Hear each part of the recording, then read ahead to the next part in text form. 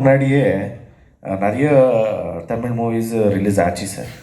So ஒன்றுமே யாரும் ஒன்றுமே ஸ்டாப் பண்ணல சார்.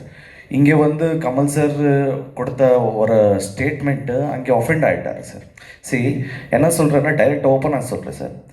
இங்கே வந்து everybody love there mother tongue and same sir, we love, we adore our mother tongue. When it comes to our mother tongue, definitely people will react, sir. And அந்த படம் விட்டு வேறு எல்லா படம் ரிலீஸ் ஆச்சு சார். ஸோ எங்கள் Kannada audience வந்து encourage definitely பண்ணுவார் சார்.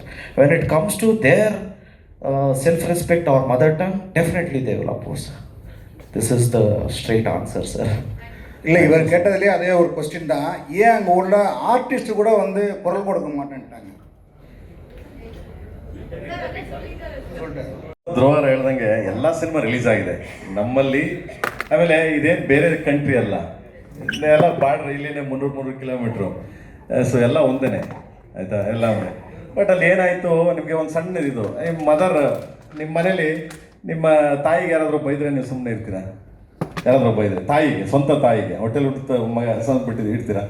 ಸೊ ಅದರಿಂದ ಹರ್ಟ್ ಆಯ್ತು ಅವ್ರಿಗೆ. ನಮ್ಮ ಕನ್ನಡ ಜನರಿಗೆ ಅದು ಸ್ವಲ್ಪ ಹರ್ಟ್ ಆಯ್ತು ಅದಕ್ಕೆ. ಬಟ್ ನಾಟಕ ತಮಿಳ್ ಸಿನಿಮಾ ಯಾವುದು ರಿಲೀಸ್ ಆಗೋದು ಬೇಡ ಅಂತ ಅವ್ರು ಹೇಳಲಿಲ್ಲ. ಕಮಲ್ ಸಾರಿಗೆ ಮಾತ್ರ, ಕಮಲ್ ಸಾರು ಅದನ್ನ ಹಂಗೆ ಮಾತಾಡಿದ್ರು. ಅದಕ್ಕೊಂದು ಜಸ್ಟ್ ಒಂದು ಸಾರಿ ಅಂತ ಕೇಳಬೇಕಾಗಿತ್ತು ಅಂತ ಸಿಂಪಲ್ ಅಷ್ಟೇ. ಬಿಟ್ಟರೆ ಇನ್ ಆಲ್ ಇನ್ ಒನ್, ಎಲ್ಲರೂ ಒಂದೇ.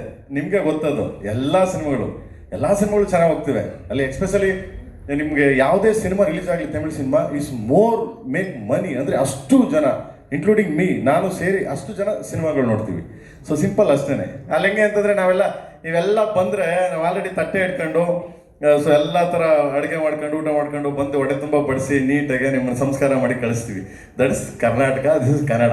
Same Tamil Nadu also, but some words, only one words it's like a mother no. So ಅದಕ್ಕೆ ಹರ್ಟ್ ಆಯ್ತು, ಬಿಟ್ರೆ ನಥಿಂಗ್ ಎಲ್ಸ್ ಬ್ರದರ್. ಅದು ನಾಟ್ ಎ ಬಿಗ್ இதல்ல.